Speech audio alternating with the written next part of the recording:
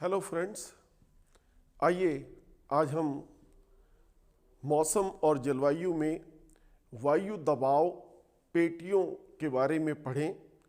वायु दबाव के क्षैतिज वितरण के बारे में समझते हैं और जानते हैं।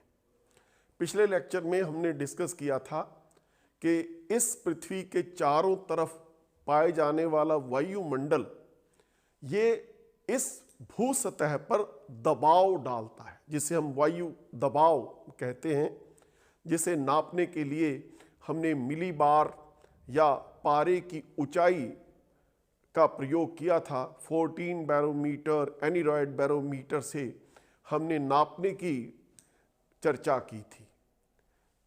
इस वायु दबाव को प्रभावित करने वाले कई कारक हैं, वो हमने पिछले लेक्चर में डिस्कस किए थे।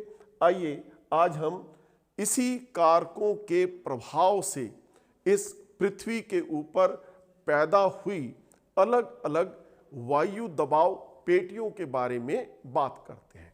एक बार पिछले लेक्चर को साथ जोड़ते हुए कि इस पृथ्वी पर वायु दबाव के वितरण को प्रभावित करने वाले अलग अलग कारक हैं, जिसमें तापमान और पृथ्वी की घूर्णन गति, ये दो मुख्य कारक हैं।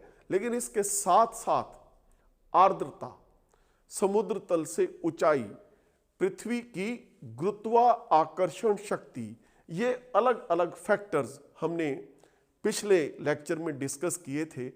आइए आज हम इनके प्रभाव से इस पृथ्वी के ऊपर, पृथ्वी के चारों तरफ वायु दबाव की पेटियां बनती हैं, एयर प्रेशर बेल्ट्स बनती हैं। आइए आज उनकी चर्चा करते हैं। प्रश्न ये है कि इसकी चर्चा क्यों करते हैं? करते इसलिए हैं कि इनका सीधा सीधा प्रभाव मौसम जलवायु पर है।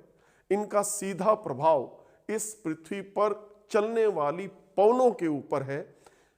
क्यों चलती है पवन का उत्तर भी आज हमें इसमें से मिल जाएगा और हम आज ये सब बातें आपसे डिस्कस करेंगे।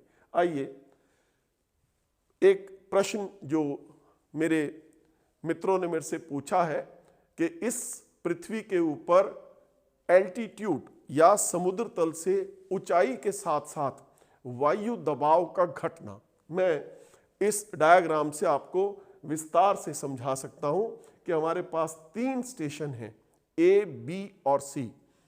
ए स्टेशन समुद्र तल पर है। देखिए, वायु दबाव 1010 मिलीबार और तापमान 27 डिग्री सेंटीग्रेड। बी स्टेशन समुद्र तल से 1000 मीटर की ऊंचाई पर है, वायु दबाव 905 और तापमान 21 डिग्री सेंटीग्रेड। ये स्टेशन सी है, समुद्र तल से ऊंचाई 2000 मीटर, वायु दबाव 810 और तापमान 15 डिग्री सेंटीग्रेड। अब देखिए आप, हम कह रहे हैं कि वायु दबाव इस पृथ्वी पर वायु स्तंभ का भार प्रति इकाई क्षेत्रफल हम उसको नापते हैं, तो यहां इस स्तंभ की ऊंचाई इतनी अधिक है, जबकि बी स्टेशन के ऊपर इस स्तंभ की ऊंचाई कम है और सी स्टेशन पर इस स्तंभ की ऊंचाई 2000 मीटर और कम हो जाती है। तो वायु दबाव ऊंचाई के साथ साथ कम हो जाता है। अगर हम समताप रेखाओं की बात करें, समदाब रेखाओं की बात करें, तो हम ये अपने लेक्चर में डिस्कस कर चुके हैं कि ये वो काल्पनिक रेखाएं हैं जो समुद्र तल से समान वायु दबाव वाले स्थानों को मिलाती हैं। बट एक टर्म्स कंडीशन में हम अप्लाई करते हैं, रिड्यूस टू सी लेवल, समुद्र तल पर समानित करके, ये शब्द हमने यूज किया था। और जब हम समुद्र तल पर सम्मानित करते हैं और फिर उनको एक रेखा के साथ जोड़ते हैं, तब हम कहते हैं कि ये हमारी समदाब रेखाएं हैं। सी लेवल पर आपको रिड्यूस टू सी लेवल करना है। फॉर एग्जांपल, यहाँ स्टेशन ए, वायु दबाव 1010 मिलीबार, करेक्शन की आवश्यकता नहीं है, और ये 1010 मिलीबार। लेकिन 1000 मीटर की ऊंचाई पर अगर हम ये मानकर चलें कि औसतन इस शोभ मंडल में 300 मीटर की ऊंचाई पर 34 मिलीबार वायु दबाव कम हो जाता है, तो यहाँ 113 मिलीबार जो वायु दबाव कम हुआ इस 905 में जोड़ दें तो 1018 मिलीबार वायु दबाव होना चाहिए। और इसी तरह से स्टेशन सी के ऊपर ये 1036 मिलीबार वायु दबाव होना चाहिए। इसका मूल कारण ये है कि इस वायुमंडल में ऊपरी परतें निचली परतों पर दबाव डाल रही हैं, जिसके कारण वायुमंडल की भू सतह के साथ लगने वाली परतों में घनत्व अधिक होता है। घनत्व जैसे जैसे ऊंचाई के साथ कम होता जाता है, वायु का दबाव भी कम होता जाता है। हालांकि तापमान भी ऊंचाई के साथ साथ कम हो रहा है, लेकिन हम दोनों इन चीजों को जब आप जोड़ते हैं कि वायु दबाव भी कम हो रहा है, तापमान भी कम हो रहा है, ये एक निश्चित आयतन के लिए बॉयल्स लॉ, चार्ल्स लॉ जब हम केमिस्ट्री में पढ़ते हैं तब हम इन चीजों का प्रयोग करते हैं। यहां हम कह रहे हैं कि वायुमंडल का घनत्व समुद्र तल से ऊंचा जाते हुए कम होता जाता है, जिसके कारण ऊंचाई के साथ साथ वायु स्तंभ का वजन वो भी कम होता जाता है और उस कम होने के कारण वायु का दबाव ऊंचाई के साथ साथ घटता जाता है। ये फैक्टर हमें याद रखना है। लेकिन हम ये भी जानते हैं कि तापमान का ऊंचाई के साथ घटने की दर, नॉर्मल लैप्स रेट, वो भी हम समझते हैं कि 1000 मीटर ऊंचाई जाने पर 6 डिग्री सेंटीग्रेड कम हो जाता है। तब हम समताप रेखाएं खींचते हैं। अब हम इससे समदाब रेखाएं खींचते हैं। आइए अब हम इन कारकों के प्रभाव से इस पृथ्वी पर पैदा हुई अलग अलग वायु दबाव पेटियों की बात करते हैं। बहुत ही आसान है। जब आप इसको इस तरह से पढ़ेंगे, इस तरह से अलग अलग करके डिस्कस करेंगे तो आपको और आसानी से समझ आएगा। दो प्रमुख कारण मैं आपको बता रहा हूं। एक कारण है थर्मल ओरिजिन, तापमान या इस पृथ्वी पर गर्मी के कारण पैदा हुई हमारी वायु दबाव पेटियां। कुल 7 पेटियां हैं। वायु दबाव की पेटी नंबर 1, 6 और 7, ये 3 वायु दबाव की पेटियां हमारी पृथ्वी के ऊपर ताप जनित है, थर्मली इंड्यूस्ड या थर्मल ओरिजिन है इनका। आप देखिए, सबसे पहले भूमध्य रेखा पर, भूमध्य रेखा से 10 डिग्री उत्तर और लगभग 10 डिग्री दक्षिण पूरा साल गर्मी रहती है। तापमान पूरा साल अधिक रहता है, पूरा साल वर्षा होती है। और उसके साथ साथ हम ये भी जानते हैं कि सेंट्रीफ्यूगल फोर्स, इस पृथ्वी की गति के कारण एक फोर्स पैदा हो रहा है। हम ये पढ़ चुके हैं सेंट्रीफ्यूगल फोर्स कि पृथ्वी गति में वायुमंडल और जलमंडल को बाहर की तरफ फेंकती है, अपने से दूर फेंकती है। भूमध्य रेखा पर यह सेंट्रीफ्यूगल फोर्स, अपकेंद्रीय बल अधिकतम होता है, जिसके कारण ये वायु को बाहर फेंकने की कोशिश करती है और यहाँ पर न्यून वायु दबाव की पेटी बन जाती है, जिसको हम equatorial low air pressure belt के नाम से जानते हैं। पूरा साल सूर्य की किरणें सीधी पड़ती हैं तो यहाँ पर कम वायु दबाव का क्षेत्र बना रहता है। दूसरा हम कह रहे हैं ध्रुवों पर। ये हम पढ़ चुके हैं कि भूमध्य रेखा से ध्रुवों की ओर जाते हुए हमारे यहाँ सूर्य की किरणें तिरछी होती जाती हैं। सारा साल तापमान 0 डिग्री सेंटीग्रेड, लगभग 0 डिग्री सेंटीग्रेड रहता है। यहाँ पर 80 डिग्री से 90 डिग्री उत्तर, 80 डिग्री से 90 डिग्री दक्षिण सारा साल ठंड पड़ती है। दूसरा, सेंट्रीफ्यूगल फोर्स जो भूमध्य रेखा पर अधिकतम था, ध्रुवों के पास न्यूनतम हो जाता है, सबसे कम हो जाता है। और शुष्क पवने, ठंडी पवने, यहाँ पर वायुमंडलीय आर्द्रता बहुत कम है, शुष्कता अधिक है। इसलिए ध्रुवों पर, उत्तरी ध्रुव और दक्षिणी ध्रुव के ऊपर सारा साल उच्च वायु दबाव पाया जाता है, उच्च वायु दबाव की पेटी पाई जाती है। इसको हम बोलते हैं polar high air pressure belt.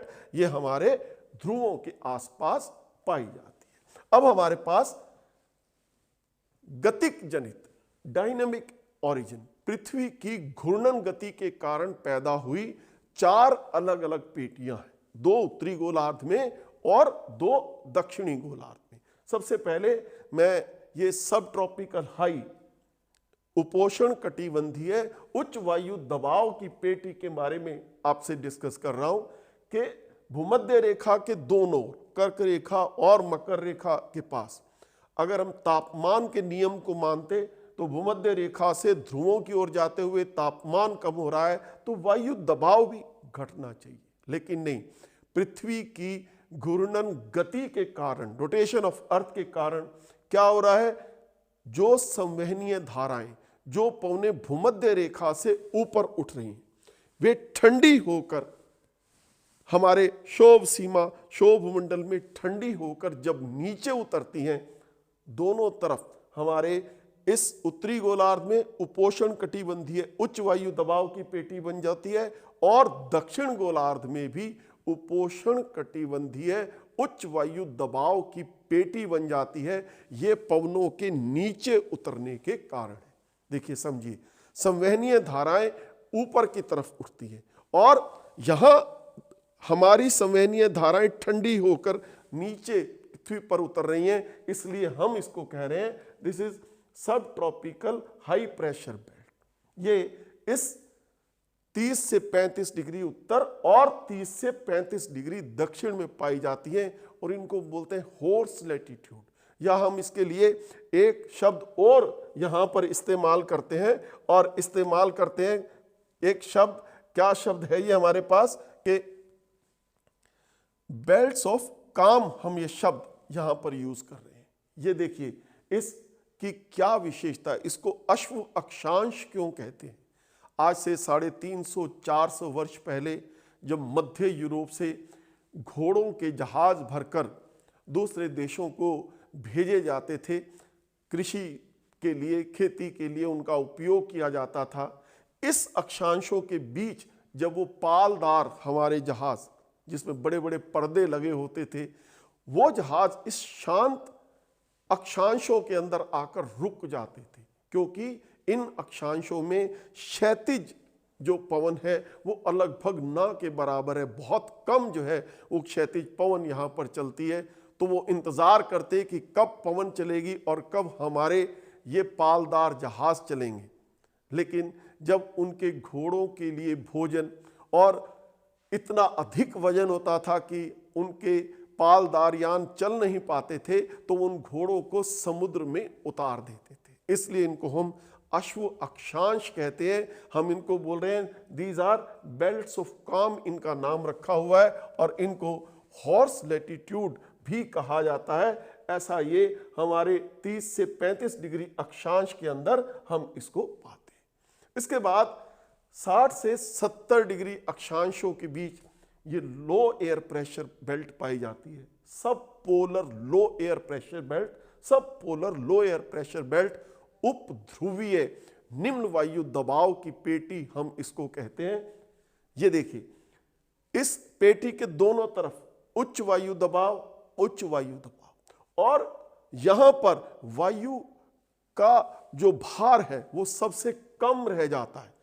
इस वायु को यहां पर परिसंचरण के लिए, संतुलित रखने के लिए ये पृथ्वी की गति के कारण न्यून वायु दबाव की पेटी पैदा हो जाती है। अभी हम फेरल सेल, हेडले सेल और पोलर सेल पढ़ेंगे, तब आप पाएंगे कि किस तरह से इस स्थान पर इस 60 से 70 डिग्री अक्षांशों में टेम्परेट जोन के अंदर जहां पर अधिक साइक्लोन्स आते हैं या चक्रवात अधिक आते हैं, इन दोनों पेटियों के वायु दबाव को संतुलित करने के लिए, वायुमंडल में परिसंचरण के लिए, ये गतिक डायनेमिक रीजंस के कारण यहां न्यून वायु दबाव की पेटी पैदा हो जाती है। इस तरह से हमारी ये 7 वायु दबाव की पेटियां हैं। इसको हम बोलते हैं कि 7 पेटियां हमारी हैं।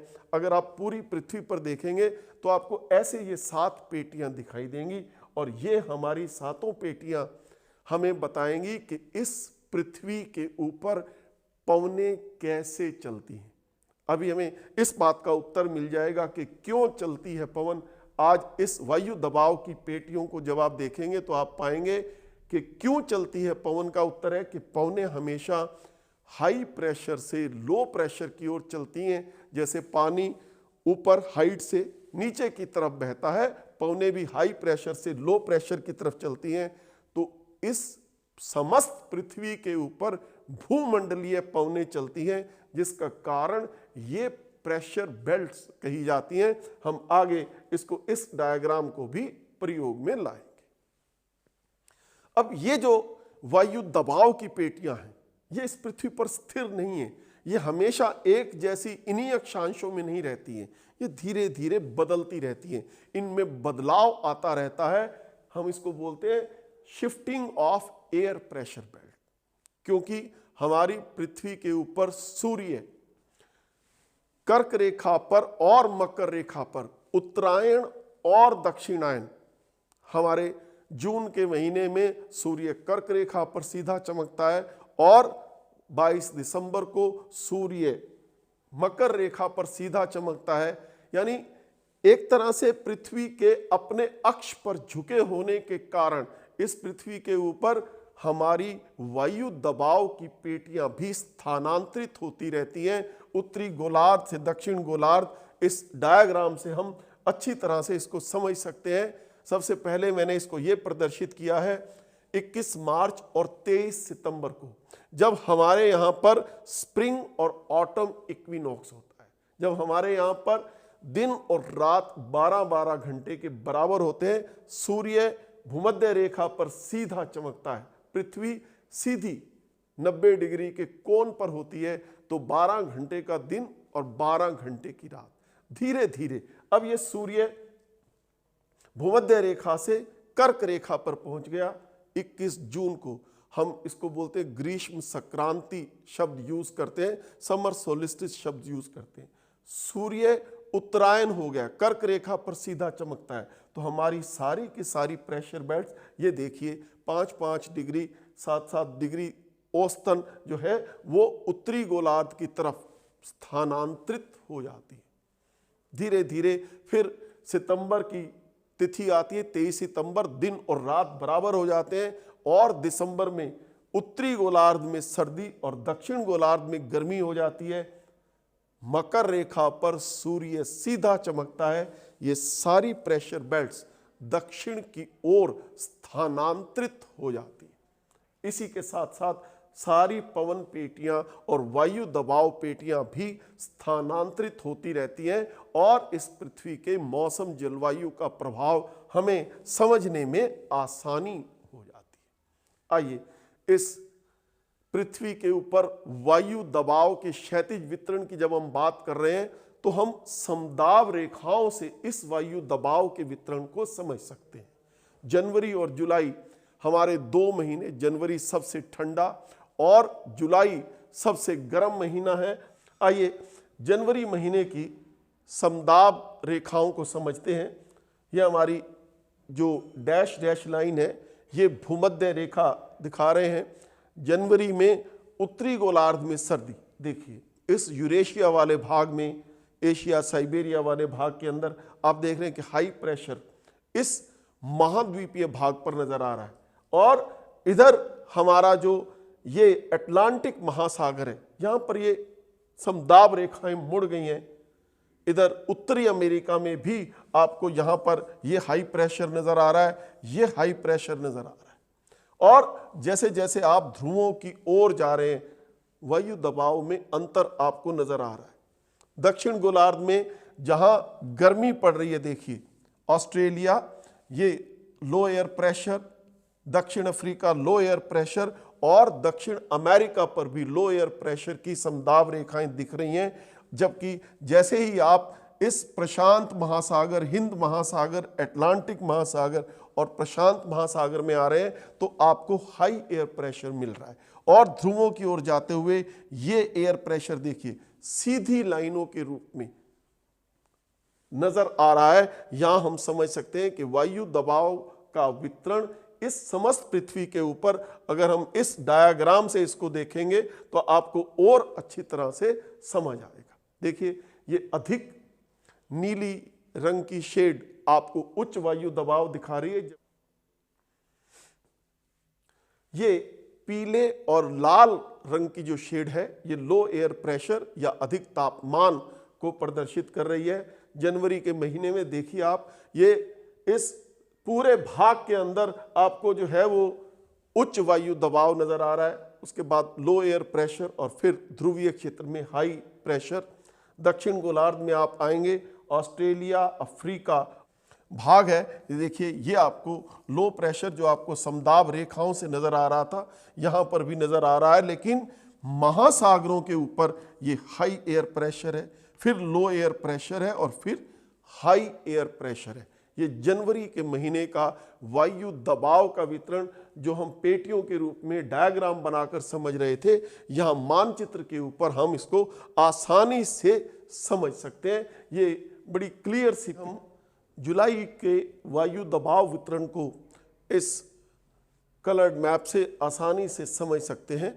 जुलाई का महीना, यूरेशिया महाद्वीप में बहुत अधिक गर्मी, तो ये आप देख रहे हैं ऑरेंज और येलो कलर के अंदर लो एयर प्रेशर यूरेशिया महाद्वीप पर या अमेरिका महाद्वीप पर, अफ्रीका के ऊपर आप देख रहे हैं, जबकि अटलांटिक और प्रशांत महासागर के ऊपर हाई एयर प्रेशर आपको नजर आ रहा है। दक्षिण गोलार्ध में जल भाग अधिक है इसलिए, और शीत ऋतु है तो यहाँ पर हाई एयर प्रेशर की बेल्ट आपको नजर आ रही है, फिर लो एयर प्रेशर और उसके बाद हाई एयर प्रेशर की बेल्ट आपको बहुत ही क्लियर इस मानचित्र के अंदर नजर आ रही है। ये वायु दबाव की पेटियां हैं जिन्हें हमें समझना है, जिनकी उत्पत्ति को हमें समझना है। और आपसे बार बार ये प्रश्न पूछा जाता है कि ये ताप जनित है, थर्मल ओरिजिन है या इनका डायनामिक ओरिजिन है, पृथ्वी की घूर्णन गति के कारण पैदा हुई हैं। ये अलग अलग वायु दबाव पेटियां इस पृथ्वी पर पाई जाती हैं। ये समझना इसलिए जरूरी है कि आने वाले चैप्टर में जब हम पवनें पढ़ेंगे तब वो इन वायु दबाव पेटियों से ही जुड़ी होती है। Thank you very much. इसके बाद हम पवनों के बारे में विस्तार से पढ़ेंगे।